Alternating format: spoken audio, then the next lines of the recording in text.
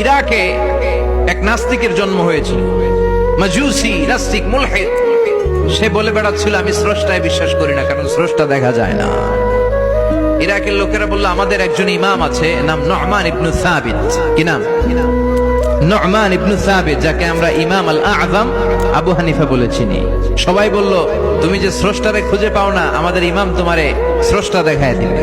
সুবহানাল্লাহ পড়ে। সে বলল ঠিক আছে, তাহলে তোমাদের ইমামরা আসতে বলো। কবে?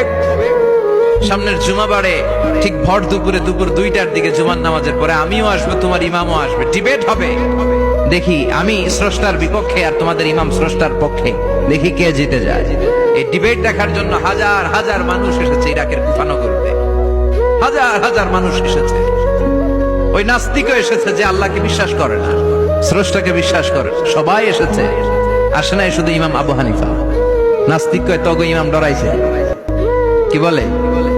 তোদের ইমাম ভয় পেয়েছে। উনি এসেছেন 1.5-2 ঘন্টা দেরি করে।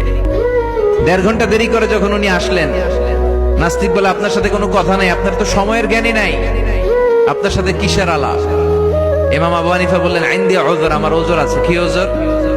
তিনি বললেন আমি যখন ঘর থেকে বেরোই আমার বাড়ির সামনে বিশাল এক নদী পড়ে যায়, আর এই নদী পেরোতে আমার নৌকা ব্যবহার করতে হয়। আজকে এসে দেখি নৌকাও নাই, মাঝিও নাই, কিচ্ছু নাই। কিভাবে পার হবো? হঠাৎ দেখলাম নদীর পাশে বিশাল বড় গাছ, গাছটা হঠাৎ এমনি এমনি 2 টুকরা হয়ে গেল।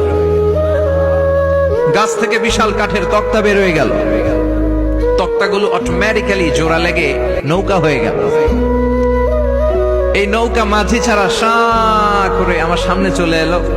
আমি নৌকায় বিসমিল্লাহ বলে বসে পড়লাম। হঠাৎ নৌকা আমারে টান দিয়ে ওপারে নিয়ে এলো। তারপর আমি আপনার এই ময়দানে ছুটে এসেছি। এই যে গাছ কাটা, তক্তা হওয়া, নৌকা হওয়া, মাঝি ছাড়া চলা, এই প্রসেসিং হতে আমার 2 ঘন্টা সময় লেগেছে। I am extremely sorry for that. আনা আসিফ জিদ্দান, আমি দুঃখিত।